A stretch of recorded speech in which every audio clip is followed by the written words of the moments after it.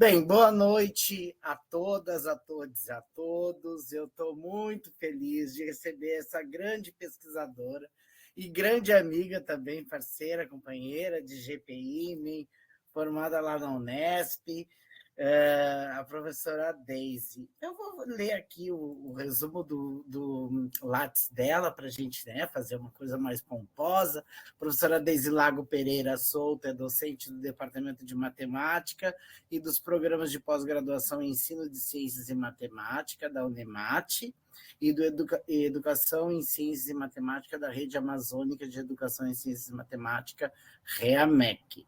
Ela coordenou o GT6, Educação Matemática, Tecnologias Digitais e Educação à Distância da SBEM, a Sociedade Brasileira de Educação Matemática, entre 2021 e 2024.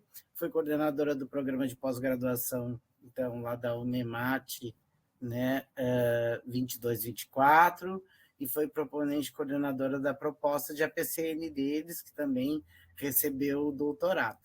Ela é licenciada em matemática pela Universidade Regional Integrada do Alto Uruguai e das Missões, a URI, daqui, mestre em ensino de ciências no domínio da modelagem matemática pela Universidade Regional, a Unijuí, e doutora em educação matemática pela Universidade Estadual Paulista.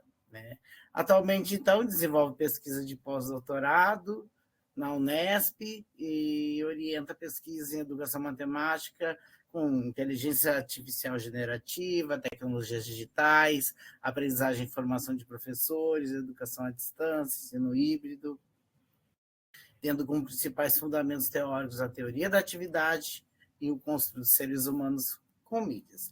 E tem muito mais coisa aqui, mas aí a gente vai ficar 2 horas falando no extenso currículo da Daisy, que é gigante. Essa gaúcha aqui maravilhosa, que agora mora no Mato Grosso e fica um pouco em São Paulo, e viaja o mundo, e viaja o país, e que tem muito a nos ensinar hoje. A gente tem muito que aprender ela com essa pesquisa em IA, equidade e crise climática. Bem-vinda, minha amiga, fique à vontade, é tudo com você aí, e aí eu fico um pouquinho em silêncio, e aí depois a gente conversa de novo. Ô, Maurício, muito obrigada. Você sempre muito generoso comigo, um grande amigo, grande parceiro de todas as horas, no GT da SBEM, em tudo, nas produções. Então, muito obrigada. Estou muito feliz de estar aqui contigo e com todas essas pessoas aqui que estão nos assistindo. Então, vamos lá, gente. Eu preparei para vocês. Estão conseguindo ver bem? Acho que sim, né? Sim. Uma fala sobre alguns atravessamentos entre a inteligência artificial, a educação matemática, equidade e crise climática. Então, vamos tentar discutir um pouquinho sobre isso nesta noite.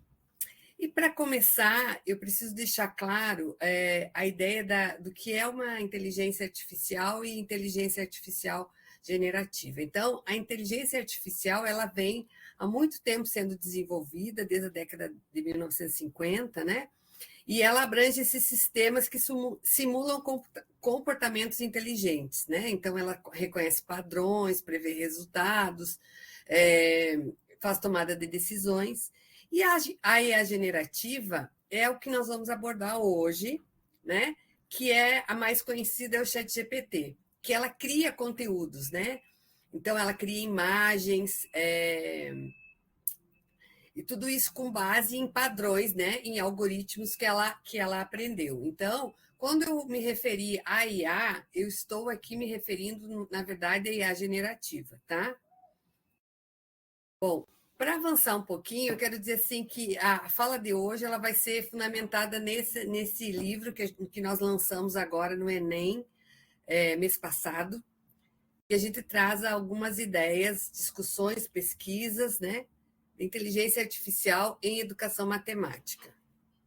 É um livro que eu escrevi em parceria com o professor José Fernandes e o professor Marcelo Borba. Então, os trabalhos que a gente desenvolve e traz nessa obra e traz também nas nossas discussões, ela está nesse tripé da universidade, que não é novidade para nós, o ensino, a pesquisa e a extensão. Então, a gente faz pesquisa nas nossas atividades de ensino e de extensão. Aqui tem algumas imagens para ilustrar, mas eu quero começar falando das atividades da extensão. Aqui é uma formação de professores dos anos iniciais, numa escola que fica no Pantanal, na região do Pantanal, em Cáceres. Aqui nós temos uma formação com professores da educação básica na região oeste de Santa Catarina, né? Foram 200 professores que participaram dessa formação que foi online. E aqui nós temos uma formação de professores do ensino superior. Aí vocês vão perguntar, mas Deise, por que você está me mostrando tudo isso, né? Cadê os atravessamentos? Cadê aí? Bom, mas é para iniciar a nossa conversa. Então, nessas formações, nesses trabalhos de extensão, nós realizamos nossa pesquisa e nós chegamos à conclusão que as preocupações de ontem e de hoje, elas têm alguns aspectos que não mudaram. Então, Borba e Penteado trazem a questão da chegada dos computadores nas escolas e falam da preocupação dos professores em relação à dominação, alienação, as atividades mecânicas, que os alunos iam apertar uma tecla e aí a máquina ia resolver tudo, que o aluno não ia mais pensar, né? Os professores daquela tensão com medo, nossa, agora o computador vai me substituir. Então, isso permanece, essas preocupações permanecem ainda nas pesquisas que a gente tem realizado, né? Mas o que mudou? O que está diferente, né? O que está diferente daquela época é que a chegada da inteligência artificial na educação matemática ela é muito mais rápida, muito mais acelerada, talvez também decorrência daquela aceleramento que deu das tecnologias na Covid, durante o período da Covid-19, né? Agora, os professores, eles querem formação, eles estão em busca de formação, estão dispostos, né, em aprender a trabalhar inteligência artificial generativa em sala de aula, mas há muitas preocupações éticas, a questão da equidade, né, da inequidade, na verdade, os aspectos ambientais e uma lógica excludente dos sistemas algorítmicos e suas microagressões, né?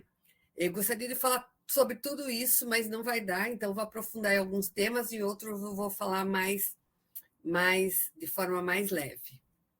Então, vamos começar colocando a nossa visão de conhecimento, né? Para vocês entenderem de onde a gente fala do ponto de vista teórico. Nós defendemos que as tecnologias e os humanos, eles são ativos na produção de conhecimento, e que a tecnologia ela constitui o que significa ser humano. Tá? E aí, eu deixo para vocês, para quem quiser aprofundar um pouquinho da leitura, uma sugestão de leitura, que fala um pouquinho dessa trajetória histórica, né, de desenvolvimento desse referencial teórico, em que a gente vem lá, essa imagem acho que representa bastante a forma como o homem se desenvolve, e para se desenvolver, ele desenvolve tecnologias, ou seja, as tecnologias moldam, né, o nosso comportamento, e nós também moldamos as tecnologias. Então, a tecnologia não basicamente o computador, a IA, mas desde lá, a idade da pedra lascada, a invenção do fogo, né? a descoberta do fogo, né? Então, essa ideia de reciprocidade, de produção coletiva. E aí, às vezes, as leituras desses referenciais teóricos, para quem está iniciando, ela se torna um pouco mais difícil de ser compreendida. E aí, então, a gente tem uma inteligência artificial. Hoje a gente vai analisar como a tecnologia, especialmente a digital, está mudando não só o que a gente aprende, mas o nosso jeito de pensar mesmo. As fontes que temos aqui trazem um conceito bem interessante chamado seres humanos com mídias. Ele foi desenvolvido assim ao longo de mais de 20 anos, né? Principalmente na área de educação matemática. A ideia central basicamente é que nós e as mídias, e aí entra tudo, né? Computador, internet, vídeo, mas também lápis, papel, até a sala de aula ou a nossa casa, A gente forma um sistema único, inseparável, que produz conhecimento. Não só a gente usando ferramentas, sabe? Nós somos, tipo, transformados por elas. Então, nossa tarefa aqui é desempacotar essa ideia e ver como ela desafia umas visões mais tradicionais sobre tecnologia. Vamos começar por aí, então. O que exatamente significa seres humanos com mídias? Parece que vai além daquela visão que ou rejeita a tecnologia ou, sei lá, vê só como um acessório, não é? Exatamente. É uma perspectiva, sim, contemporânea. Humanos e não humanos, as tecnologias, as mídias, eles se constituem mutuamente. Formam um coletivo que, de fato, pensa junto. E essa noção, ela bebe de algumas fontes importantes, sabe? Tem a filosofia da técnica do Levi, com a ideia de coletivo pensante. Tem a teoria da atividade, principalmente com o Tikhomirov, falando da reorganização do pensamento pela interação com tecnologias digitais. Ah, sim. E até a fenomenologia do Schutz, com a noção de ser no mundo com os outros. Daí vem os hífens na expressão, para marcar essa união. Entendi. E mídia aqui é um termo bem amplo mesmo. Inclui o digital, claro, mas vai até bibliotecas, nossas casas, papel e caneta, tudo isso compõe o coletivo. E essa ideia foi evoluindo, né? Conforme a própria tecnologia avançava na educação matemática. As fontes mencionam fases. Bom, eu não vou colocar todo o podcast aqui, mas é só uma ideia para mostrar como essa inteligência artificial pode contribuir, né, na aprendizagem, na compreensão de conceitos que, às vezes, numa linguagem mais formal, fica difícil da gente compreender. Eu coloquei o QR Code aqui para quem quiser acessar, né? Você pode acessar com a conta Google mesmo, mas assim, o que é o diferencial do notebook LM? É que você fornece os textos para ele. Ele não vai buscar textos aleatórios, textos que às vezes nem existem, né? Às vezes referências que não existem. Então, você fornece, você pode colocar até 50 textos e ele vai te dar mapas mentais, né? Mapas de estudo, guias de estudo. Ele te dá produção de vídeo, de podcast, e agora está com a produção de vídeos. Só que a produção de vídeos dele ainda os vídeos ainda são em inglês. Então, os textos do Notebook LM, você pode colocar textos em inglês, português, que o podcast e todas as outras informações ele vai te dar em português. O vídeo, por enquanto, é só uma versão em inglês que ele te dá um vídeo sobre... Ela produz um vídeo sobre os textos que você inseriu nele. Então, eu gosto muito dessa IA, porque ela tem essa questão de você fornecer, e aí você pode utilizar, porque depois você vai referenciar com os textos que você utilizou. Então, vamos lá para algumas possibilidades da participação da IA generativa na educação matemática. Vamos lá.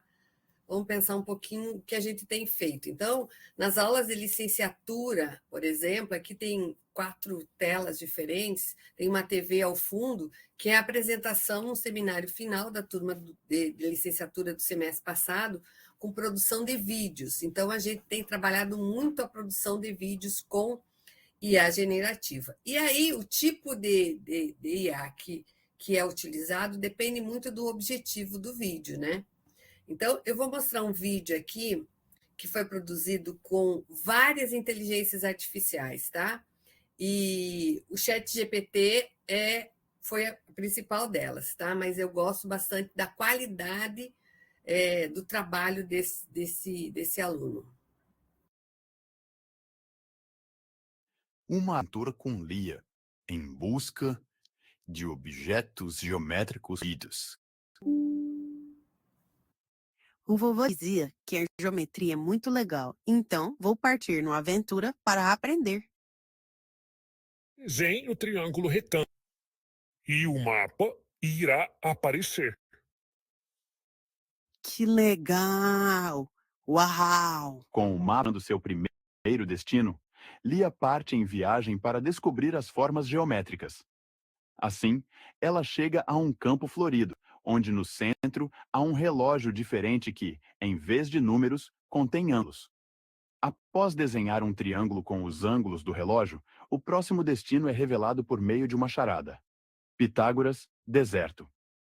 Correndo em alta velocidade, tentando descobrir o porquê da charada seguindo para nova localização, Lia acaba sendo surpreendida por um estrangeiro que vem em sua direção e logo em seguida faz uma pergunta. Espere, Oi, posso ajudar? qual é o teorema de Pitágoras? A ao quadrado igual b ao quadrado mais c ao quadrado. Certa resposta, tchau. Boa sorte em sua jornada. Ah, ele foi embora. Agora fiquei sozinha. Após continuar correndo em linha reta, saindo de um calor escaldante e chegando a um lugar extremamente frio, seu penúltimo destino, Lia encontra um monumento que exibia a seguinte pergunta: qual é a soma dos ângulos internos de um triângulo? Então, ela pega sua calculadora e faz os cálculos. A resposta é 180 graus. E assim, segue para seu último destino. Já dentro do templo, Lia encontra uma esfera e, ao tocá-la, ela brilha e sobe em direção ao céu, iluminada pela luz-lua. A esfera projeta um lindo feixe de luz que revela uma circunferência com coordenadas para a saída. Agora eu sei. A geometria está em todo lugar. E assim encerramos a aventura de Lia, em busca dos objetos geométricos perdidos. Então, nós temos trabalhado desde 2016 com a produção de animações, né? Os cartoons matemáticos digitais. E aí, com a chegada agora das inteligências artificiais generativas, a qualidade das imagens, da fala, ganhou uma dimensão muito mais profissional, né? Então, isso tem instigado muitos alunos a produzirem os vídeos. E a gente tem produzido vídeos também na pós-graduação. Deixa eu avançar aqui. Com diferentes objetivos dos alunos da graduação, né? Mas o que a gente percebe é que durante todo o processo de produção, o conhecimento, a produção do conhecimento matemático se dá no momento da construção do roteiro, né? E também no momento da apresentação final, que é o momento em que a gente identifica alguns equívocos, alguns errinhos, alguns conceitos que precisam ser ajustados. Então, são dois momentos fundamentais para a gente discutir a ideia de análise de erros, né, e discutir essas possibilidades de fazer esses ajustes. Então, aqui tem, como eu falei naquele lá, foi o ChatGPT e várias outras IAs. Aqui tem o Idnos, e o Motion, que criam vídeos narrados automáticos. Então, dependendo do teu objetivo, né, é um vídeo mais automático, mais não é a palavra cartesiana que eu quero dizer, mas depende do seu objetivo. Ele não tem muita possibilidade de você criar assim com ele, né? Então, por exemplo, o Idnos, na versão livre, você pode criar vídeo só de 1 minuto, né? E o Motion, ele tem um plano gratuito que tem, assim, tantas estalecas, digamos assim, 200... Aqui está escrito, 200 possibilidades. Então, você fez um vídeo, gastou tantos créditos, e quando acabar esses créditos, aí só a versão paga. É sobre isso que a gente vai falar um pouquinho lá na frente também. Aqui nós temos uma atividade que a gente desenvolveu com licenciandos no Timor-Leste. Aí está a professora Francisca e o professor José Fernandes, que trabalharam com licenciados lá na produção de vídeos também. E aí, eu trouxe um dos vídeos que a professora Francisca fez como incentivo aos alunos. Esse vídeo foi produzido com outro tipo de tecnologia digital. E o bacana dele é que ele traz as questões culturais, né? A etnomatemática, questões da cultura timorense para o vídeo, para incentivar alunos. Mãe, faz tempo que a gente não come catupa. Será que a senhora pode fazer hoje?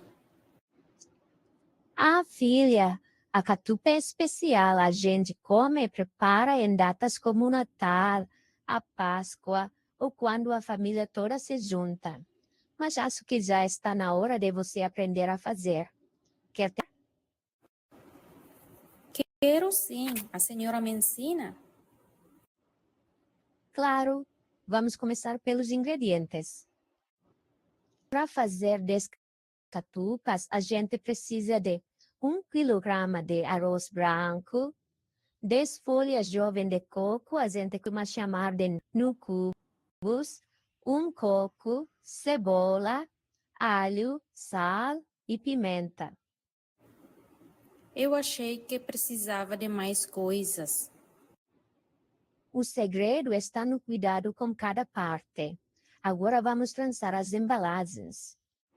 Cada dobra precisa ser firme. Essa embalagem tem formato de um cubo. E olha só, usamos tiras iguais e contamos os cruzamentos para dar certo. Vamos dividir uma folha de coco ao meio, criando 2 tiras finas e longas. Segure uma tira em cada mão, mantendo-as de forma paralela. Dobre cada tira 3 vezes, enrolando sobre os próprios dedos, como se estivesse formando um pequeno anéis empilhados. Adiciona a segunda tira, posicionando paralelamente à primeira, de modo que as tiras usam. Comece a entrelaçar as tiras, alternando os movimentos por cima e por baixo, como em uma tecelagem. Quando a base estiver formada, curve uma das pontas para iniciar o fechamento da estrutura. Continua trançando com atenção, encaixando as pontas livres dentro da malha que está se formando. Com a base pronta, dobre as tiras laterais para cima e siga entrelaçando com cuidado. Aos poucos, a trama vai se fechando e formando o formato de caixinha ou diamante, firmando o corpo do catupa como se fosse um cubo. E vocês sabiam fazendo matemática? Medidas, proporções, formas geométricas, tudo está aqui. Agora vamos cozinhar por 2 a 3 horas, com água sempre cobrindo as catupas. Então, cada catupa fica igualzinho, porque medimos antes, né? Fica mais gostoso quando a gente prepara junto. Você sabia que ao preparar a catupa também estamos aprendendo matemática? Ela está nas medidas dos ingredientes, na contagem das folhas e até no formato da embalagem. E você, que outras situações do seu dia envolvem matemática? Que tal fazer um vídeo mostrando isso? Então, aí está Copilot, CapCut e ChatGPT, que são as inteligências artificiais que Francisca utilizou para fazer esse vídeo, incentivando os alunos do curso, né, a produzir seus próprios vídeos. E aí eu aproveitei esse vídeo e trouxe a Mônica, que é uma outra IA, está aí o QR Code dela, que faz a transcrição de vídeos, né? Então, ela dá um resumo do vídeo e depois ela dá os destaques de cada segundo que é feito no vídeo. Então, às vezes, quando a gente precisa, principalmente para fazer pesquisas, né? Que você precisa fazer esse passo a passo, essa descrição, a Mônica ela contribui bastante nessa tarefa. E aí, vejam que eu falei assim, olha, o vídeo motivacional. Então, a primeira etapa para a produção de vídeos com IA generativa é motivar os alunos. Acho que para qualquer produção de vídeo, né? Você precisa motivar. A Francisca, ela fez um vídeo motivacional, mas assim, a gente tem o site, por exemplo, do Festival de Vídeos, que é do GPIM, Maurício falou da nossa ligação do GPIM, né? Ele também estudou e é fruto do GPIM, né, Maurício? Então, lá no GPIM a gente desenvolve esse festival. Tem vários vídeos, tem 800 e poucos vídeos de todos os níveis de ensino. Você pode escolher alguns, né, para apresentar em sala e motivar os alunos nessa produção. O segundo passo é delimitar a ideia, e aí a gente sempre sugere a diferença entre temática e conteúdo, porque às vezes a pessoa acha que é a mesma coisa, e para nós não é a mesma coisa. O conteúdo, ok, o conteúdo matemático, o objeto de conhecimento, né, que a gente fala, frações, álgebra, o que você quer desenvolver, mas a temática ela é maior, né? Então, a temática você pode discutir questões éticas, questões de discriminação, questões ambientais. Então, a temática é muito ampla e a gente sempre sugere que essa temática discuta essas questões que sempre estiveram presentes na educação matemática crítica, né? Para não ter um vídeo que vai falar apenas, né, do conteúdo. Então, por exemplo, esse da Francisca, ele trouxe toda a etnomatemática, todas as questões culturais do país, né, da comida, da culinária do país dela. Então, é muito interessante esse tipo de abordagem. Elaboração do roteiro, né? Então, essa questão de você dialogar com a inteligência artificial generativa para construir esse roteiro, para que fique de acordo com o que você espera. Então, é um diálogo mesmo, é uma troca. A gente geralmente dá para os alunos, pede para eles compartilharem conosco, né? Quando é feito no ChatGPT, tem a opção de compartilhar link, eles compartilham todo o diálogo que eles fazem com a inteligência artificial até chegar no resultado final. E é tão rico esse diálogo, com tantas questões de aprendizagem, né, de discussão, de troca de ideias mesmo, que traz essas possibilidades bastante positivas em relação à participação da inteligência artificial na educação matemática. Então, por fim, a transformação da ideia matemática em vídeo, que é realmente colocar a mão na massa, pegar as IAs para produzir vídeos, né? E começar, então, essa transformação até chegar no resultado final. Aqui, eu trouxe a fala de um estudante daquela turma de 2025, que eu mostrei no início, né?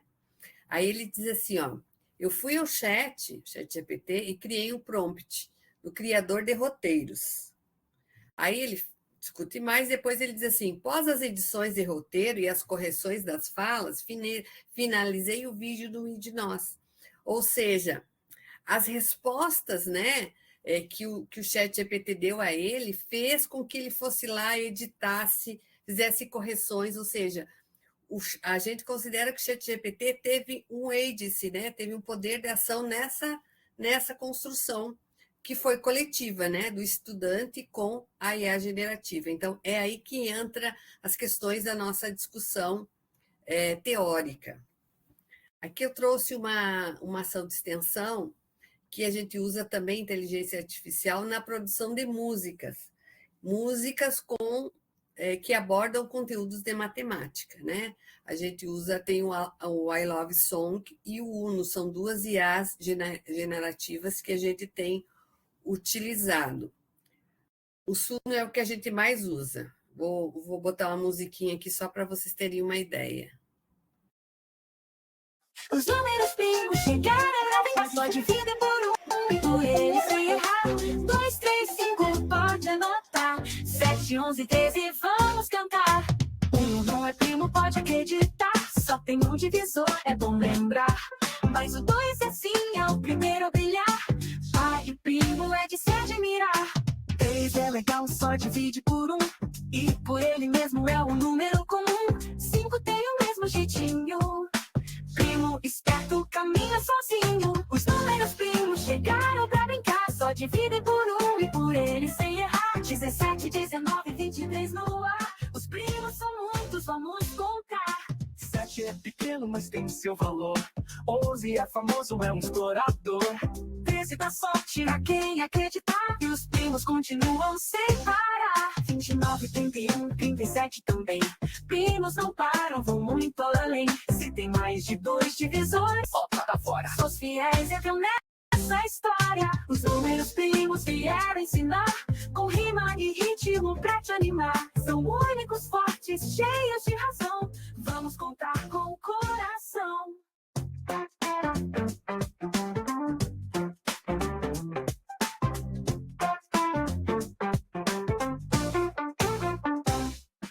Os números primos chegaram pra brincar. Só dividem por um e por eles sem errar. 17, 19, 23 no ar. Os primos são muitos, vão montar. Não é primo, pode acreditar. Só tem um divisor, é bom lembrar. Mas o 2 é sim, é o primeiro a brilhar. Par e primo é de se admirar. 3 é legal, só divide por um. E por ele mesmo é um número comum. 5 tem o mesmo jeitinho. Primo esperto caminha sozinho. Os números primos chegaram pra brincar. Só dividem por um e por ele sem errar. 17, 19, 23 no ar. Os primos são muitos, vamos contar. Primeiros primos chegaram pra Pimbururu. Primeiros primos chegaram pra Eu adoro essa ideia de criação de músicas. E você pode escolher, né, o ritmo. Você pode... Claro que a IA produz a letra, se você quer, mas o legal, o bacana, o que eu acho que é bastante interessante é você construir a letra com os alunos, né? Produzir a letra com os alunos. E aí pode chegar a língua portuguesa, professor de língua portuguesa, e daí já tem a interdisciplinaridade, né? Que a gente, às vezes, é tão difícil a matemática buscar essa interdisciplinaridade. Então, vem a língua portuguesa ajudar a construir, pode construir poemas, juntar vários poemas de uma turma inteira, colocar na IA, a IA de todos esses poemas cria uma letra, né? E aí escolhe o ritmo, ou cada aluno... e aí eu já fico pensando na época que eu dava aula na escola, né? Nos anos iniciais, na educação básica, pensando assim, ó, já pensou? Eu produzi música, cada aluno fazia uma letra, e aí a gente joga, faz a música, coloca o ritmo, e na hora do recreio, do intervalo, colocar essa música, né? Para os alunos escutarem. Pensa na alegria que vai ser os alunos escutarem. Ah, não, essa música fui eu que fiz, né? Então, assim, já fico imaginando coisas para além da sala de aula, que eu acho que tem muito potencial a ideia de construção de matemática e música.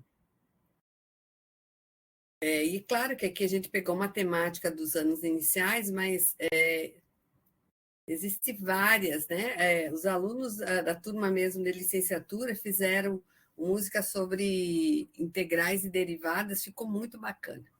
Mas vamos em frente. A formação continuada com professores de matemática em Timor-Leste. Então, a gente tem um curso que é com licenciandos e esse aqui com professores que atuam no ensino secundário, né? E lá, claro, a gente, essa primeira foto aqui, a gente é um tipo de vídeo que a gente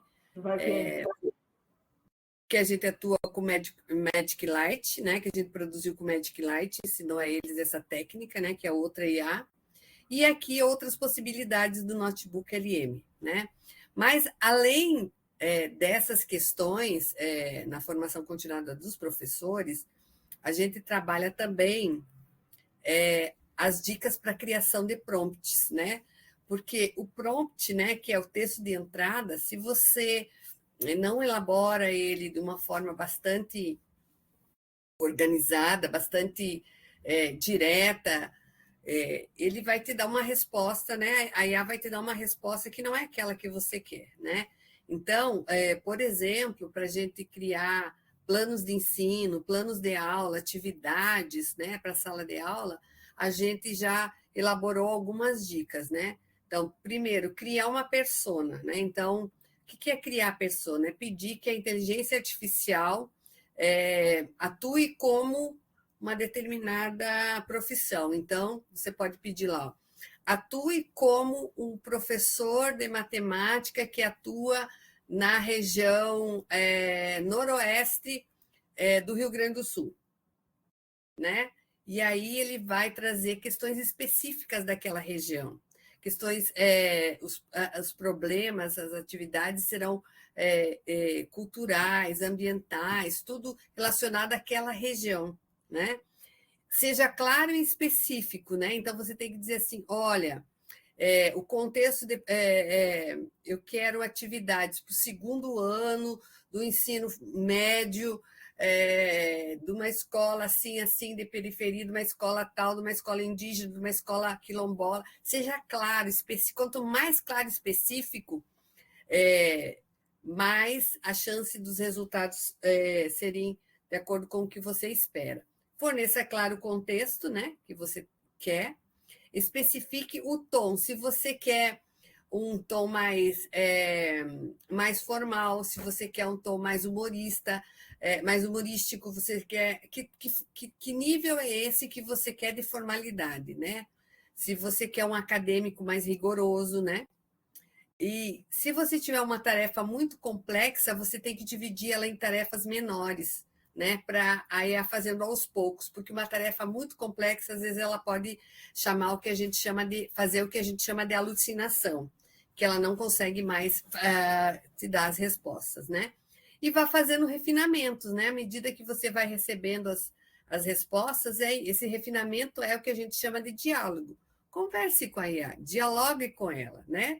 Diga assim: não era isso que eu tinha pensado, era isso que eu queria, e vá solicitando os ajustes necessários para alcançar o seu objetivo. Então, o planejamento de ensino, aqui eu trouxe um exemplo, né, que é do curso que a gente trabalhou aqui no Pantanal. Então, atue como professor de matemática dos anos finais do ensino fundamental em uma escola do município de Cáceres. Então, eu pedi para fazer isso. E aí ele disse: perfeito. Então, a partir de agora, eu sou esse professor. Aí, no segundo prompt, eu coloquei lá: elabore uma atividade sobre frações relacionado à história do município e que esteja alinhado com a BNCC, né?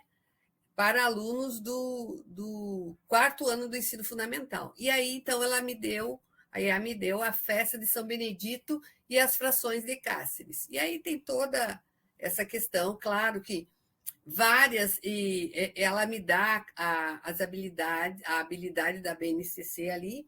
As habilidades tem que cuidar muito, porque a habilidade, ela muitas vezes a IA cria habilidades que não estão na BNCC, então tem que estar atento a isso, verificar. E as atividades, às vezes, elas não são éticas, né? Ou incentivam, né? Então, não foi nesse caso, mas, por exemplo, uma atividade que a gente comenta no livro, que a gente discutiu, que é para ensinar probabilidade para os alunos. Então, a IA pede para o aluno jogos de azar, incentiva essas questões. Então, a gente tem que ter todo esse pensamento crítico, né? E discutir com a IA, né? Mostrar para ela que não é isso, que não é correto, que essas ideias, né, não são compatíveis para se discutir em sala de aula, se incentivar em sala de aula, né? Discutir sim, mas incentivar o uso de jogos de azar, essas questões em sala de aula. Então, tudo isso tem que ter esse nosso olhar crítico, tá? E aí começam o que a gente chama dos atravessamentos, que eu vou aprofundar um pouco lá na frente. E aí também com esses alunos, esses professores do Timor-Leste, nós trabalhamos especificamente GPTs de matemática, né? No chat GPT tem ali esse ícone explorar GPTs. Quando você vai lá, aparece vários GPTs. Aí você coloca a palavra matemática, tem várias IAs para você trabalhar matemática. Então, aí você vai explorando, vai discutindo, vai vendo aquela que é mais adequado para a tua aula. Então, tem várias possibilidades, que foi o que a gente desenvolveu com esses professores lá do Timor-Leste. Na graduação, a gente vem desde 2023, então as primeiras aulas, quando chegou o ChatGPT, a gente pegava aquelas listas de cálculo dos professores, né? E desenvolvia com os alunos e analisava os erros do chat, né? Análise de erros. Só que a cada vez que você analisava um erro e corrigia o chat, ele vai aprendendo as questões, né? E aí, cada vez mais, ele está mais correto. Então, isso mostra que algo que a gente já vem falando há muito tempo, que essas atividades, esse tipo de problema, a gente tem que repensar, né? Para nossas atividades agora. E ainda mais com a chegada das inteligências artificiais, né? Então, que tipo de problemas que a gente poderia propor em sala de aula para trabalhar com inteligência artificial generativa na graduação, na pós-graduação, ou até no ensino médio, ensino fundamental. E aí, uma das possibilidades são os problemas de modelagem matemática, né? Então, eu trouxe esse aqui, que está no artigo de Lopes e Borba, era a disciplina de equações diferenciais 1, e aí os alunos tinham que trabalhar com as questões de elaborar um problema de modelagem. E aí um dos grupos resolveu analisar os impactos financeiros da introdução de um novo prato em um menu do restaurante, porque um dos componentes do grupo trabalhava nesse restaurante, né? E aí o estudante fala assim, ó, só que ele, que é o ChatGPT, estava me dando uma fórmula que não estava muito fiel à realidade. Aí eu peguei a fórmula que ele me deu e alterei para o meu sistema. Ou seja, houve o EDIS, né, o poder de ação do ChatGPT, que trouxe uma resposta, o aluno não estava concordando, pegou a resposta e trabalhou com essa resposta, até chegar nesse resultado final, então, que eles concluem que teve lucro, que foi adequado, o novo prato, enfim. Então, modelagem matemática, a gente tem visto que tem um grande potencial. Em Tefé, no Amazonas, a professora Sabrina tem trabalhado com modelagem também em EDO, trabalhando com campos direcionais, que também tem dado resultados bastante positivos em relação à aprendizagem, né? E aí, aqui, eu trabalhei com uma turma de graduação da Unesp em 2024, o ano passado, final do ano passado, quando eu estava ainda no pós-doutorado lá. E aí nós demos um trabalho para eles construírem um problema de modelagem matemática. E aí esse aluno resolveu que queria um problema de modelagem sobre o controle biológico da broca da cana-de-açúcar com parasitoides. E aí, bom, a interação é enorme, é muita coisa, né? Que eles dialogaram. Mas eu cortei essa parte, que traz aqui o código Python, que é o próprio ChatGPT que sugere para o aluno que construa o modelo pelo código em Python. Aí ele dá o código, o aluno pega, vai no Python, roda o código, tal. Vai dar sempre ok? Não, às vezes tem ajustes que é preciso fazer nesse código Python. Às vezes ele não roda. Então, para o aluno entender o código, ele tem que compreender o modelo, né? Então, aí a aprendizagem acontece. Então, para ele poder corrigir por que não está rodando, o que aconteceu, o que precisa ser mudado, ele tem que entender os conceitos, as ideias matemáticas, né? E o que é bacana também, que eu gostei muito nessa atividade, é que a IA, ela não dá a resposta. Ela dá aquela sugestão para a construção do modelo e ela dá o caminho de como o aluno vai analisar as respostas que ele vai encontrar, que o Python vai dar para ele, né? Então, como que ele analisa para saber qual que é o melhor modelo, a melhor a otimização do controle biológico, né? Então, essa, para mim, modelagem matemática ganha assim, uma dimensão muito importante nesse trabalho com inteligência artificial generativa.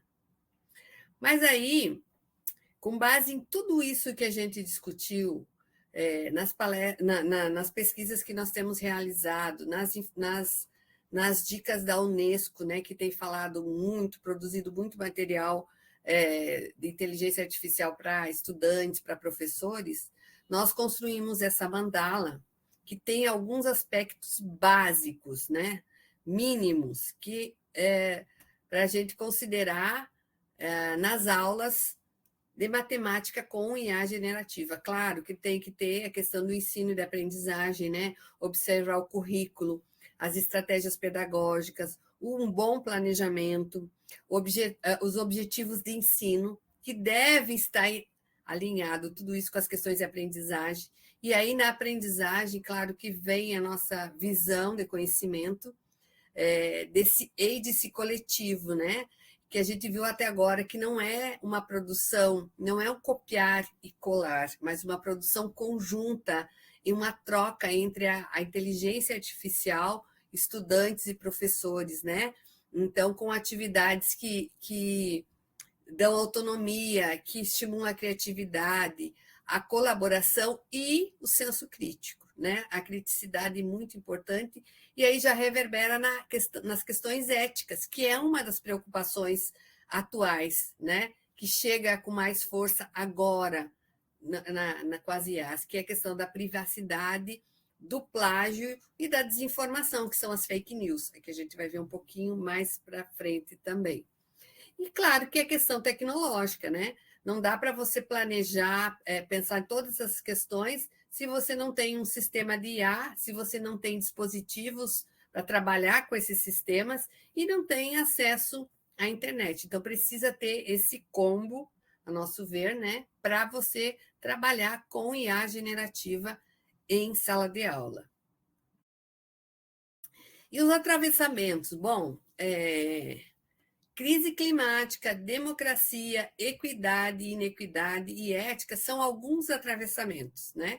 E aqui, então, tem uma imagem do Copilot, que é um data center sugando toda a água do planeta, né? Então, depois a gente vai ver a quantidade de água que é necessário, água potável, para resfriar esses data centers.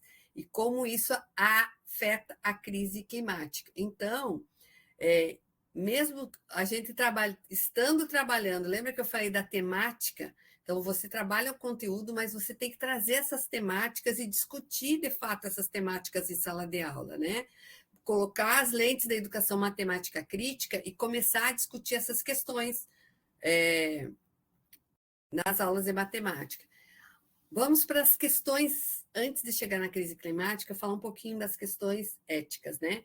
Então, da integridade acadêmica e o plágio. Então, o Notebook LM, que eu apresentei para vocês, é uma IA que, como eu falei, você insere os textos, então você tem os textos para referenciar, tá ok.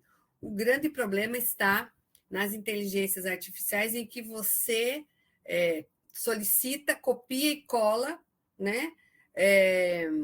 Algo que você não, que é um conhecimento que alguém produziu, não se sabe quem, não se sabe se está certo, se está errado, né? Não existe hoje uma inteligência artificial que identifica o plágio de uma outra inteligência artificial, mas assim como nós temos diferentes estilos de aprendizagem, de escrita, as inteligências artificiais também.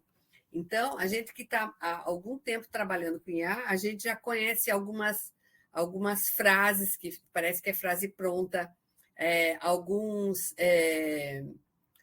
palavras, né? Algumas formas de comunicar ideias que é próprio da inteligência artificial. Então, a gente consegue identificar e, assim, não é punir, mas chegar, conversar e discutir com os alunos essa questão do plágio, que é uma questão ética, né? As fake news, eu vou mostrar depois um exemplo de fake news, mas muitas pessoas ainda não acreditam que existem fake news, não acreditam que é possível fazer tudo que se faz, né? Muda a voz, muda imagem, muda cenário, né? E é possível cada vez mais, né? Com as inteligências artificiais está cada vez mais perfeito isso, que às vezes a gente não consegue identificar o que é fake news e o que não é fake news em todos os aspectos, né? A falta de regulamentação é um problema ético bastante sério, né? A questão da proteção de dados, a comercialização, que vai reverberar numa outra questão de equidade e inequidade, né? Que é a questão dos direitos autorais, né? Porque a gente produz pesquisas, as pesquisas na internet, de repente, são utilizadas de uma forma incorreta ou sem reconhecer a pesquisa que foi feita, né? Então, e aí vai. E aí, aqui é um exemplo de fake news que os alunos fizeram comigo em sala de aula. Então, nós estávamos numa disciplina, ainda no início da chegada do ChatGPT, em sala de aula, e a gente estava discutindo fake news, mas no sentido de que as respostas erradas que a inteligência artificial nos dava poderia ser considerada uma fake news, para discutir com os alunos essas questões, tal, e aí até chegar na fake news mesmo, nas questões das fake news. E aí, esse aqui foi uma brincadeira que a turma fez, na verdade. Esse vídeo aqui embaixo é o vídeo original, que eu fiz em 2016, convidando os professores para participar dos primeiros cursos de educação à distância que eu ministrei aqui no Mato Grosso, né? E aí, eles pegaram esse vídeo original e clonaram a minha voz e transformaram nesse vídeo aqui. E nesse vídeo aqui, em 2023, a turma coloca lá que estavam todos aprovados na disciplina, não precisava fazer trabalhos, que eu ia fazer uma festa para todo mundo num local que nem existe. Vem todo mundo para tal local, esse local nem existe. Que eu ia garantir que todos os alunos da disciplina da pós-graduação, né, que escreveram artigos que iam ser publicados numa revista de Equalizar, então umas coisas assim, né? E aí, esse vídeo chocou toda a turma, né? Porque naquele momento, muitos ainda não acreditavam, e professores universitários, né, que era uma disciplina da turma da REAMEC, que esse tipo de produção poderia ser feito. Então, naquela época, hoje as IAs avançaram muito mais, né? Então, naquela época já saiu um vídeo perfeito que eles não perceberam que era um vídeo fake, né? Então, todos ficaram pensando, não, que pegadinha é essa? O que está acontecendo? O que a professora resolveu fazer, né? E foi, na verdade, os alunos que fizeram. E aí, então, eu nunca vou esquecer a fala de um aluno, de um professor dizendo assim, já pensou se um aluno meu faz uma fake news, até eu provar que não fui eu que fiz, o que eu faço? Né? E é isso que a gente vê todo dia. Né? São essas questões críticas, né? A gente já viu pessoas que foram linchadas por conta de fake news, né? E a gente não pode, a educação matemática não pode ficar alheia a essas questões que são tão importantes para a gente discutir. Então, outro atravessamento é a questão da equidade e inequidade, né? Então, a gente acha assim, nossa, agora a IA traz uma equidade, porque todas as pessoas, parece que todas as pessoas têm um acesso, mas esse acesso ele é desigual, então ele gera uma inequidade. Ele é desigual por quê? Porque as IAs, elas... lembra que eu falei no início da comercialização? Então, uma parte mais simples, digamos assim, né, mais restrita, da inteligência artificial generativa, ela é aberta, é acesso aberto. Mas a parte mais elaborada, mais robusta, com mais possibilidades, ela tem que ser paga. Então, isso dá um acesso desigual, isso gera inequidade.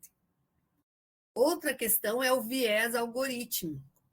Esse viés algorítmico, ele está presente nessa questão da inequidade também. E aí eu vou apresentar um exemplo logo a seguir desse viés algorítmico para vocês e também das ideias de concentração de poder, que traz essa questão da inequidade. Então, sobre o viés algorítmico, nós estávamos produzindo os personagens para um vídeo, né?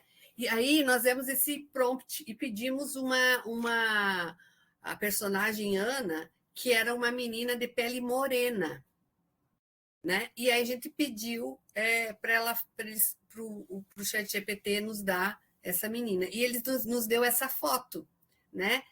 Que é uma menina que chega a ter bochichinha rosada, né? Então, para os padrões brasileiros, né, que a gente é acostumado, principalmente aqui no Mato Grosso, essa menina é branca, ela não é morena, né?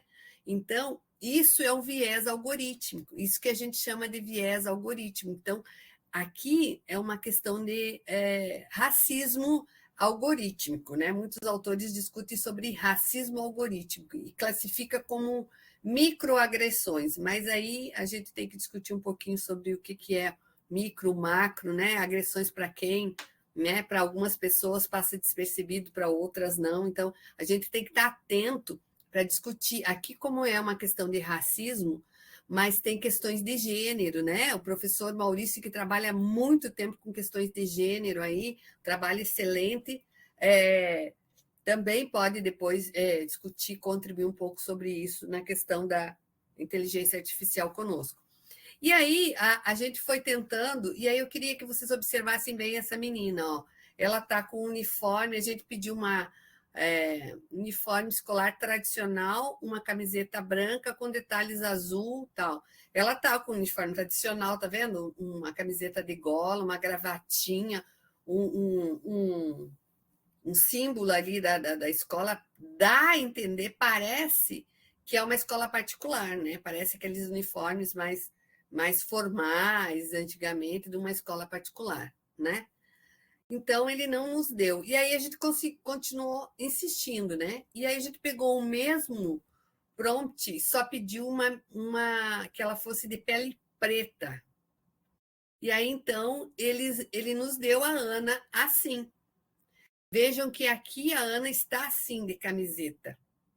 A Ana é preta, ela não tem uniforme da escola particular, né? Então, esse tipo de detalhe, que às vezes passa despercebido, são questões que a gente precisa também discutir com a educação matemática crítica, né? Ter uma visão bastante crítica sobre essas questões. Não dá para aprofundar muito no tempo que eu tenho para falar aqui, gostaria de falar muito mais, mas vamos ver nas perguntas depois. Concentração de poder. Então, a inteligência artificial hoje é símbolo de poder, né?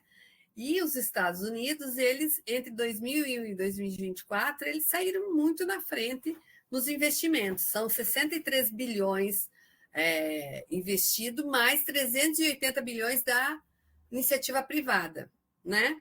Na China, são 306 bilhões de recursos públicos e 39 bilhões em recursos privados. Então, onde tem mais desenvolvimento de inteligência artificial, mais investimento para desenvolvimento de inteligência artificial atualmente. E o Brasil tem o Plano IA para Todos, né, que atualmente está sendo discutido, né, são 20 bilhões, foi lançado já esse plano, são 20 bilhões para várias áreas, inclusive a educação, né? Mas ainda em 2024 ainda tinha uma questão de previsão orçamentária, né? Da onde que ia sair o orçamento e tal, e vinha meio assim tentando chegar nessa corrida que já está muito à frente, então, a questão da concentração do poder em relação às inteligências artificiais, que também nos deixa reféns em várias questões, né?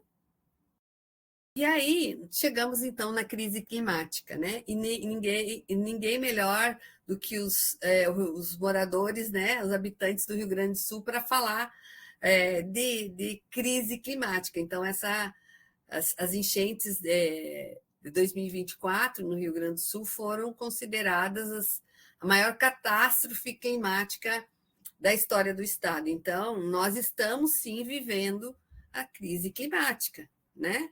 Por vários fatores. E um dos fatores que pode agravar é a inteligência artificial. Então, como eu mostrei para vocês, os data centers, eles precisam de uma quantidade, um volume muito grande de água para resfriar, né? Então, por exemplo, cada 100 palavras, aqui é um recorte de um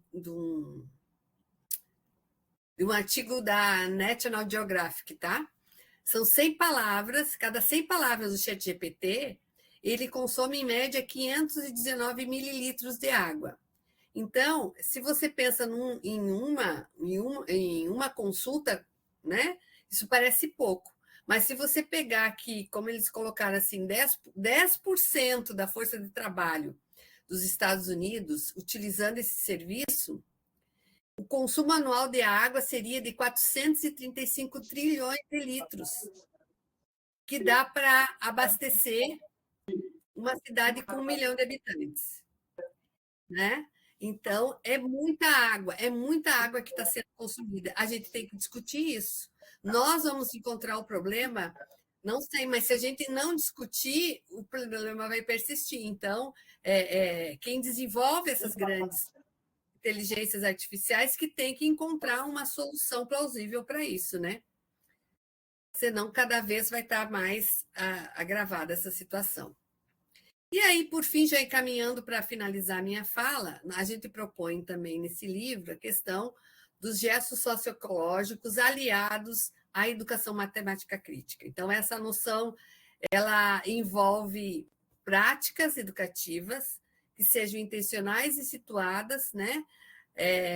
Que assumem a matemática como uma linguagem para compreender, problematizar e transformar as estruturas sociais que ameaçam a nossa sustentabilidade ecológica. Então, isso se alinha perfeitamente com a educação matemática crítica. Então, quando a gente vai pegar os temas para discutir que vídeo que vai produzir com tal conteúdo, né? Então, essas questões dos gestos socioecológicos pode estar muito presente, né? E esses gestos socioecológicos, embora é uma linguagem que vem aparecendo agora, se a gente olhar bem, eles já estão há muito tempo nas questões da transversalidade, nos parâmetros curriculares nacionais, né? As questões ambientais envolvem toda essa questão dos gestos socioecológicos. Então, gente, era isso que eu tinha para apresentar hoje. Já passei muito do meu tempo. Aqui estão as nossas redes sociais do nosso grupo. Tem vários presentes aqui que são membros do nosso grupo GPTED. Tem o site, Instagram e YouTube. Quero agradecer mais uma vez a oportunidade para o Maurício. E vamos lá agora às perguntas, né? Muito obrigado, Deise. Parabéns. Ótimo seminário, ótimo fórum. Já temos várias questões aqui no chat. Podem abrir a câmera também, quem quiser, pessoal, sem problema nenhum. Isamara Siqueira Bini. Professora Deise, quais cuidados éticos são necessários ao produzir vídeos com IA generativa que envolvam temas sensíveis, como a desigualdade e emergência climática, para que não se reforce estereótipos ou desinformações? Eu acho que ela colocou essa questão um pouco antes de tu chegar na temática, mas pode especificar mais, Deise, aproveita. Então, Isamara, eu acho que é isso. O professor Oli fala há muito tempo da questão da educação matemática crítica, e essa é uma boa oportunidade. Então, esses temas sensíveis, a gente não deve ficar alheio, mas discutir de uma forma crítica mesmo, para o aluno desenvolver esse senso de ética mesmo, de ética nas questões, nesse caso, as questões climáticas que você está nos perguntando. E aí, essa noção de gestos socioecológicos, ela traz uma fundamentação teórica bastante importante, né? Então, discutir, eu gosto muito de fazer cada etapa de produção de vídeo fazer um seminário temático, seminário para apresentar o roteiro, seminário para apresentar a versão preliminar, outro, e cada seminário desse que for abordar esses temas e discutindo com o aluno, trazendo essas questões mesmo para ele fazer, para ele pensar, para ele refletir. Acho que é isso, Isamara. A Denise Medin da Mota comenta: penso que não há como evitar que os alunos utilizem as IAs. Daí a importância de discutir com eles essas questões éticas, com o intuito de minimizar possíveis problemas quanto ao seu uso, sem que haja uma reflexão crítica. Aí ela continua: professora Deise, como a educação matemática pode contribuir com as discussões acerca de questões sociais emergentes? E te parabenizo, excelente palestra. Parabéns. Obrigada, Denise. Então, as questões, essas questões emergentes, na verdade, que muitas vezes a gente negligencia, né, Maurício? O Maurício é uma exceção na educação matemática que há muito tempo, antes de chegar a IA, Maurício já estava antenado e discutindo essas questões. Eu lembro uma vez a gente falando sobre os filmes, né, trabalhando sobre a questão dos filmes. Então, tem várias possibilidades. Com a inteligência artificial agora, né, a inteligência artificial, Denise, você pode realmente construir esse diálogo com a inteligência artificial, construir o diálogo com os alunos, né, e ver esses feedbacks e colocar a ideia da educação matemática, por exemplo, em relação ao consumo da água, né, a quantidade de água que se consome para se manter um data center, né? Dizer assim, agora não tem mais papel, é a IA e tal. Ok, não tem mais papel, mas a quantidade de água que precisa para manter um data center, a energia que vai para se manter o data center. Então, todas essas questões a educação matemática traz. E mesmo nós temos um exemplo, já dá uma palavra para você, Luan. No livro, de um vídeo que falava, um vídeo sobre plano cartesiano, localização, e ali tem um potencial de questões implícitas, né, que dá para discutir matemática com outras áreas, que é fantástico. Então, a gente tem que ficar ligado a esses insights, ter esses insights, que essa possibilidade, principalmente interdisciplinar, que a IA traz para nós. Acho que o Luan levantou a mão. Por favor.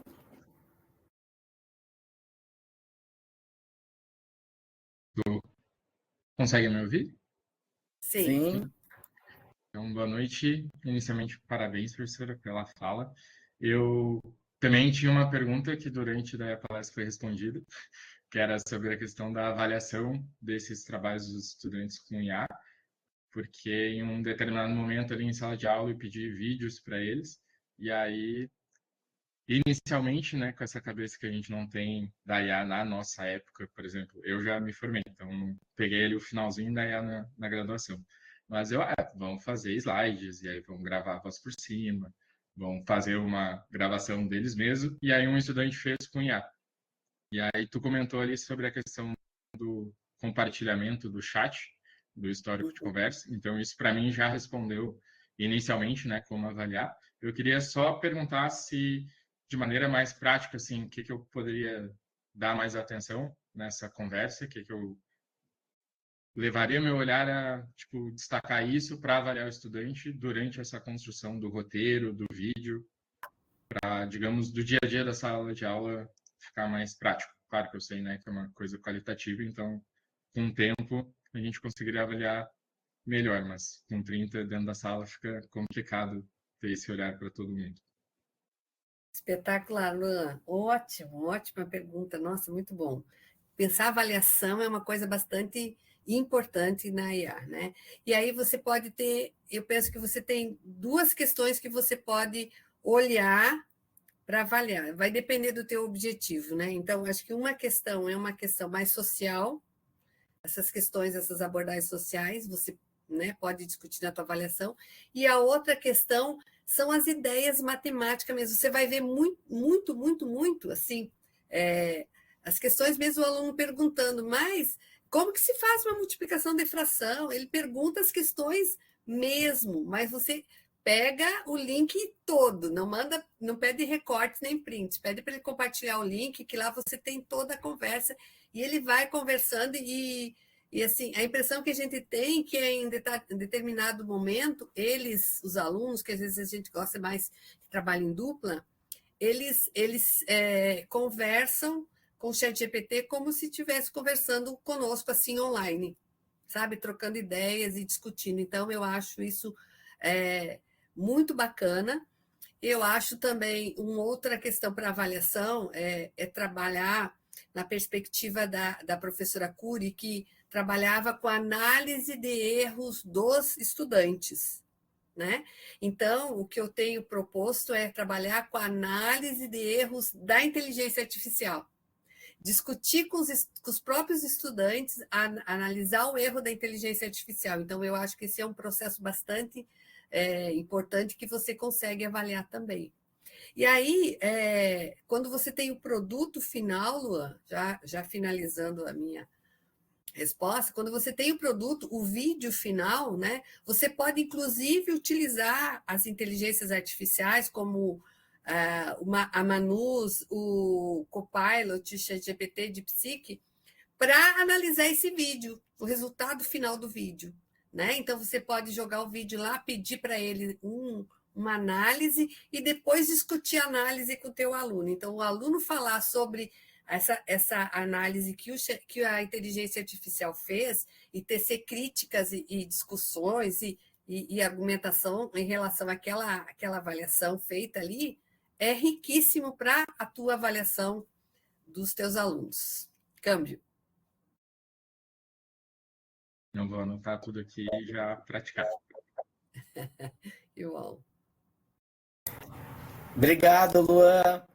Nós estamos aqui, a pergunta do Fábio, ele é nosso aluno de doutorado, que parabéns, professora Deise, existe algum estudo sobre IA e o letramento estatístico? Como a IA poderia contribuir para o letramento estatístico na sociedade ou em espaços sociais? A IA consegue ler um gráfico e explicar a informação como uma linguagem mais acessível? Já são 3 aqui, pergunta. Então, Fábio, não tem, eu fiz agora, nós fizemos uma extensa revisão de literatura, os trabalhos com IA estão surgindo agora, estão sendo desenvolvidos agora, então, com IA generativa menos ainda, então, até o momento que eu tenha conhecimento sobre letramento estatístico, não identifiquei trabalhos ainda, Mas a IA faz, sim, você pode discutir, ela faz trabalhos com a leitura de gráficos, construção de gráficos, mas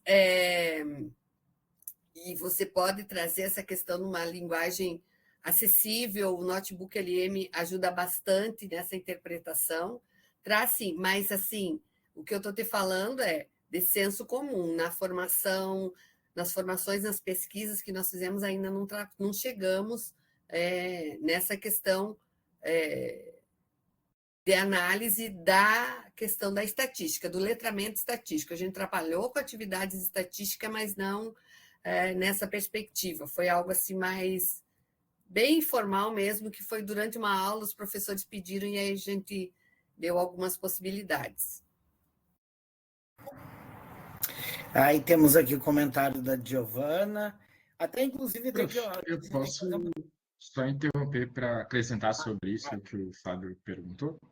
Claro, Luan, por favor. Porque, não, eu ia só comentar que essa semana eu estava mexendo no Google Planilhas, e aí eu vi que quando a gente tem ali a ferramenta, ali na barra de ferramenta em dados, tem 2 coisas novas. Uma seria aquela integração do Gemini com a planilha, então tem uma função só de análise de dados. E outra que eu descobri, que eu acho que não é tão nova, mas eu não tinha visto ainda, é na mesma ferramenta ali em dados, estatística da coluna. E ela já aparece meio que tudo que a gente trabalha em sala de aula, tudo pronto, destacado. Então, só ia compartilhar com o Fábio, que a gente é do mesmo grupo, mas para todo mundo ficar sabendo também, acho que é interessante. Muito bom. Gemini Então a tá gente já trazendo- vai avisando e fazendo propaganda disso. No próximo seminário, tu avisa que tem bastante coisa sendo desenvolvida aqui. É, isso A aí. Márcia Botari está nessa mesma linha que você, pelo que a gente sabe aqui por enquanto, com algumas pesquisas de análise de erros, né? Isso é bem interessante, então dá para conversar. Aí lembrei da Giovana quando você apresentou as músicas, né? A Giovana, a pesquisa dela está com a ideia de paródias, né? Claro, não sei se ela já deve ter se inspirado aí, olhado com calma para a IA também, acho que talvez entre aí, porque ela está em processo, né? É o início do mestrado, mas a ideia é boa. E depois vai vir o Pablo também, que está trabalhando com IA e socioecológico, com a dimensão socioecológica, né? Legal. Aí é a minha orientação. Então, aí no Aí, ó, doutorado tem vai muito trabalhar diálogo. Aí a Giovana trouxe, tem uma pergunta em relação a como utilizar as IAs em nossas pesquisas. Podemos usar? Quais cuidados devemos ter? E minha principal dúvida, como referenciar esse tipo de contribuição? Então, Giovana, eu acho que podemos usar. Não tem problema, podemos usar. Mas, assim, temos que ter cuidado, sim, né? Que forma usar e que IA usar, né? Então, eu mostrei, por exemplo, o Notebook LM, que você tem os referenciais. Ele só vai te ajudar a discutir, você pode fazer síntese, você pode fazer resumo, você pode fazer ideias para a tua revisão de literatura, mas não é a IA que vai fazer, você vai dialogar e ter ideias, tem insights, vai discutir com ela, né? Então, essa é uma coisa. Outra coisa é você copiar e colar o que acontece lá e tem uma referência que você não sabe. E aí eu acho que não é minha praia, eu acho não concordo com esse tipo de discussão. Tem uma outra IA também, o professor, acho que o Rodrigo Chimaz está aí, que ele me apresentou, que é não me lembro o nome agora. Não sei o que de coelho lá, não sei, é algum nome assim, Maurício, vou ficar devendo para vocês. Mas, que é muito interessante, você também joga vários textos lá e ele vai fazendo um diagrama relacionando, sabe? Quem citou quem, o que foi citado em tal texto, que relação tem os textos, então te dá um mapa assim muito bacana de como se relacionam aqueles textos, que pode te ajudar muito na revisão de literatura, mas não é a revisão de literatura, não está fazendo por você, está só te dando caminhos, dicas, ideias, e aí tudo bem, para mim não tem problema. Você trabalhar com isso também e discutir, falar na metodologia, olha, eu usei para fazer isso, usei para fazer aquilo, né? Agora, copiar, colar e trazer referenciais, às vezes, inventados, né? Eu já peguei trabalho dizendo, mas, gente, eu não tô me lembrando que eu escrevi isso. E aparece lá que foi a gente que escreveu. Então, aí fica complicado mesmo. Eu vou ajudar, tá, Deise? Vai lá. Vou ajudar. Eu acabei de escrever um capítulo de livro, um livro da Maria, que a gente vai discutir agora numa reunião do FEM em setembro, para publicar ainda esse ano. E aí eu trabalho com IA nesse capítulo de livro, e eu cito a IA, né? Então é importante botar lá OpenIA 2025, como você consultou, e aí quando você cita, você põe o prompt, né? Então, antes de citar, né, você fala OpenIA tal ano, né? O prompt utilizado foi esse, daí faz a citação, se é mais de 3 linhas, recua, aquela coisa toda, né? Então, isso é importante, deixar a ética não está em não usar a IA, mas se usar, dizer como, né? Ela. E outra coisa que eu faço, que eu acho que é muito interessante, é assim, sempre como a Deise falou ali, que eu achei ótimo, né? Aquelas dicas, né? De como criar seus prompts. Os meus eu sempre ponho no final, né? Traga os links, né? Das referências utilizadas. E aí, pelo menos o ChatGPT, ele traz os links, né, após, e aí você pode consultar se foi uma Wikipédia, um outro site, se é um PDF, que é artigo. Então, eu sempre digo, a melhor coisa é conferir, né? Então, esse movimento é interessante, né? Um banco de dados interessante que é uma biblioteca mundial a nosso favor, né? e aí a Deise também, parabéns, Deise, que chama atenção para isso, em termos comerciais, que a gente também tem que ter noção do seguinte, uma coisa é as IAs gratuitas, o potencial delas. Outro é as IAs pagas, né? O quanto o potencial delas mudam, né? Em relação a uma ou outra. E a Deise traz isso muito bem na fala dela, eu achei bem bom. Vamos lá, o Pablo. Só complementando, Maurício, assim, essa questão de como usar nas pesquisas e tal, como eu falei, não tem regulamentação. Então, é isso que a gente está construindo, na verdade, né?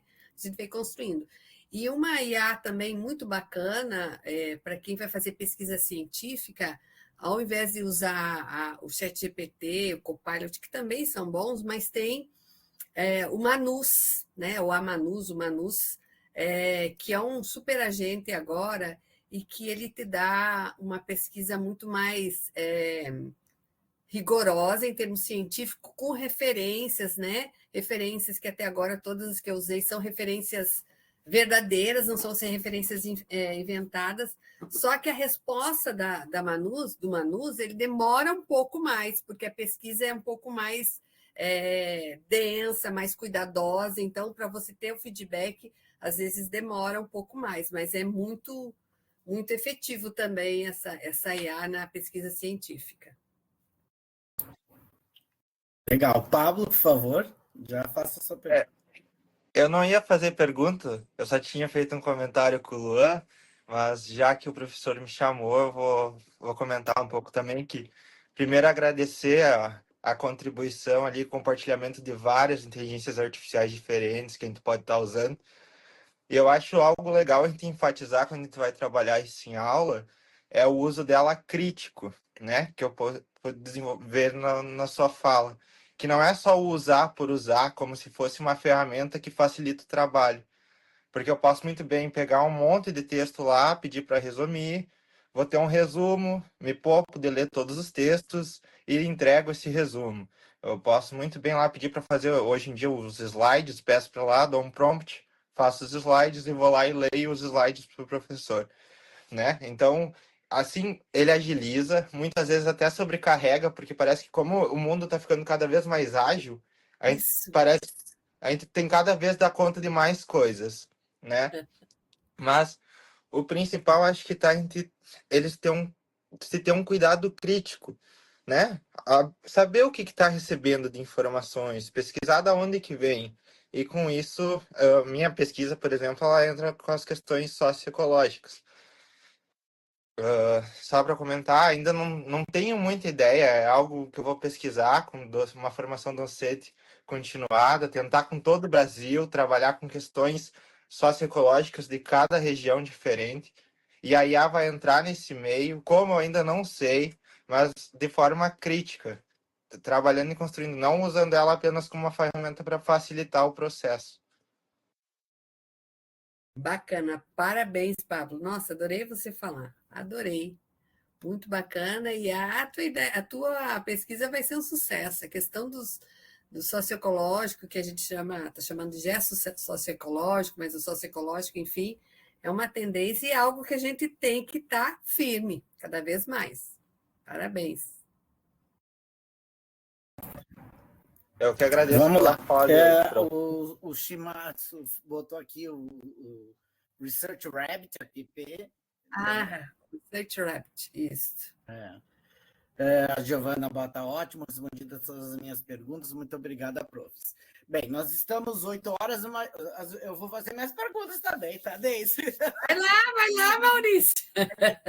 Eu tenho algumas perguntas de umas coisas que eu achei muito legal aqui, eu até me surpreendi.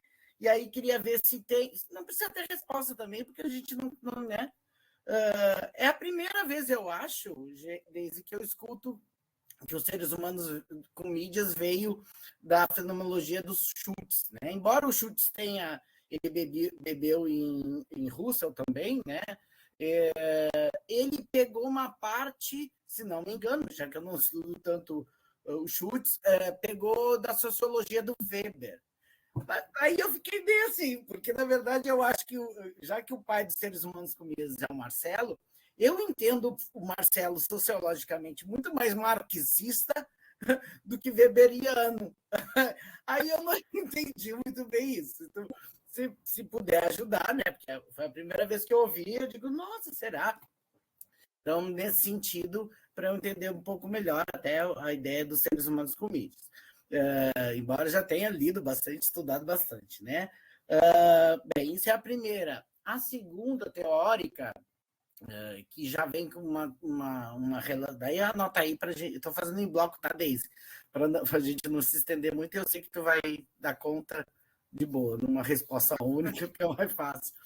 A segunda pergunta é assim, que eu vi ali muito interessante, que eu tive a mesma dificuldade em todas as pesquisas com construcionismo que eu fiz, né? Que eu, no fundo, metodologicamente, eu acho que o que vocês fazem, a minha leitura, daí é pessoal, tá? É muito construcionista, porque o construcionismo do Papert, ele defende a ideia assim, a produção de algo, mas esse algo não é o principal. O que importa é o processo de construção, né? Então, vou construir um castelo. Não é o castelo final, o produto final que importa. Importa é o quanto eles dialogaram com o recurso tecnológico, se é com GeoGebra, se é com Logo, se é com Scratch, entendeu? Que é isso que importa. Mas, e aí eu estou dizendo o que eu passei com o construcionismo, as pessoas, elas ficam muito ligadas no produto. Não adianta, parece que fica aquela coisa que conecta, né? E aí, essa é a minha pergunta para ti, em termos de como que vocês estão lidando com isso na pesquisa.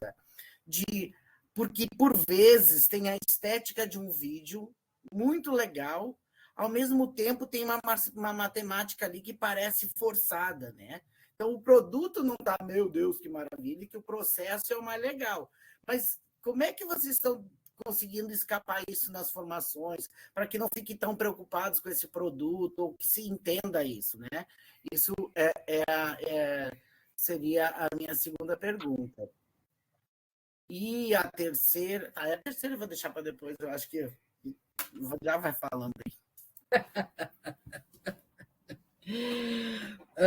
Maurício, olha, realmente, nos últimos textos do Marcelo, ele vem, inclusive aquele da Springer lá, ele vem trazendo essas questões de Schultz, eu acho que um pouco em Seres Humanos com Mídia, traz também, mas eu acho assim que eu não vejo muito viés, talvez seja a minha leitura errada, marxista nas ideias do Marcelo, né?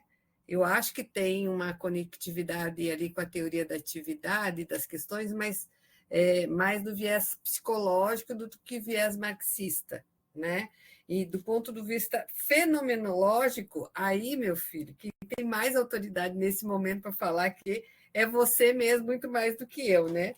Mas, ultimamente, o Marcelo tem destacado muito que a questão dos hífens, da questão do todo, do junto, dos seres humanos com mídia, ele trouxe, né, lá em 99, 93, de Schultz. É isso que ele está discutindo.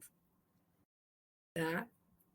Porque, na verdade, não é as ideias do que está escrito, mas as ideias dele, né? Ele, né? Então. Para mim, o autor é muito mais marxista, entendeu? Sim, mas sim, as ideias. Aí sim. Por isso que eu fiquei assim, ué. As ideias, posicionamentos dele também concordo, que é muito marxista. E a questão do construcionismo, eu acho que sim, dialoga sim com as ideias que a gente vem falando, né, discutindo com os professores, com os alunos, que não é o produto não tem que ser perfeito, não tem que ser, né, mas o processo, né? Nesse processo a gente discute muito a questão, né, do sentido, atribuição de sentido e significado dessas produções. Então, quando a gente está, por exemplo, com a formação de professores, a gente procura discutir isso, como esse olhar do professor, não para o resultado final do aluno, mas como ele produz, como que ele constrói as ideias, como que ele discute, como ele argumenta, como que ele produz, como que ele atribui sentido, né, para aquelas ideias. Então, é por aí que a gente tem dialogado com os professores. E a minha última, rapidinho, tá? Daí eu ia ficar quieto para conversar contigo presencialmente, mas, Deise, como é que vocês estão lidando com isso, né, teoricamente? Que é uma coisa que me preocupa, né? Com todo esse quadro, né, político mundial que nós estamos vivenciando, né? E a lei agora no Brasil, com a lei de proteção de dados, né, que vem, a gente fica meio diz, por que isso? Mas a gente começa a pensar e ver o quão importante isso é, né? Então, como é que vocês estão pensando nessa questão? Porque a IA, quando a gente, né, tá levando o texto para corrigir, né? Corrige esse texto, traduz esse texto. Você está errado porque usa isso aqui. A gente, ao mesmo tempo que está contribuindo com um coletivo pensante, né? Que é legal da ideia, que converge com o que os seres humanos com mídias fala, ao mesmo tempo, me parece, então, essa minha essa minha questão dialética, né? Ao mesmo tempo, tu tá alimentando o monstro, né? Tu tá dando carga em termos de dados, né? Como é que você está lidando com isso? É tudo, Maurício. Então, isso é uma coisa que, assim, que tem me atormentado muito, eu tenho pensado muito até como abordar isso em diferentes níveis de ensino, né? Porque tudo o que você faz, né, quando você loga, você está logando, e aí você está logando, geralmente, toda a IA diz assim, você pode usar a conta Google, e a gente usa a conta Google, não vai fazendo cadastro, vai fazer, está tudo lá.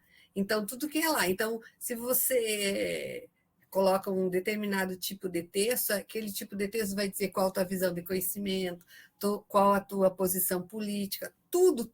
Então, tudo sobre a nossa vida está ali, né? Tudo. Que música que tu gosta, que time que tu torce, tá todas as informações ali, sem você perceber, ou às vezes sem discutir, sem se dar conta sobre isso. E essa é uma questão assim muito urgente que a gente tem que começar a aprofundar nas discussões. Ainda não estamos ainda nesse nível de discussão no nosso grupo, mas é algo que a gente vem conversando bastante, pensando como abordar essas questões dos algoritmos, né? Que estão recolhendo dados, estão produzindo dados sobre nós. Às vezes eu acho que eles conhecem mais sobre nós do que nós mesmos, não é? Mas então tá, minha amiga, muito obrigado por toda essa audiência, né? Foi até agora, quase 15 minutos depois do nosso topo, mas já porque valeu mesmo, né, Deise? Maravilhosa, como sempre, muito obrigado mesmo. Sabe que eu te devo mais uma hora que tu precisar, pode me chamar, né? Que eu tô ali também. Vamos chamar, sim, vamos chamar para as bancas, dialogar com o pessoal aí. Vai compartilhando as produções para a gente ler, citar, se fundamentar, porque as nossas ideias, né, se alinham muito, né, Maurício? A gente discute coisas muito, muito próximas, assim, e eu, cada vez que leio teus textos e ouço você falar, eu aprendo demais. Então, compartilha com a gente. Eu que digo isso. Eu que digo, hoje, por exemplo, nossa, uma aula maravilhosa, aí está todo mundo muito feliz, né? Então, aí, a professora Marilane, muito obrigada. Seres humanos com IA, interagir e produzir, a Denise. Palestra excelente, professora Deise, a Ângela, Vilma, muito obrigado, Fábio, muito obrigado, estão todos muito felizes. Então, vou desligar aqui a nossa gravação. Muito obrigado, Deise, mais uma vez.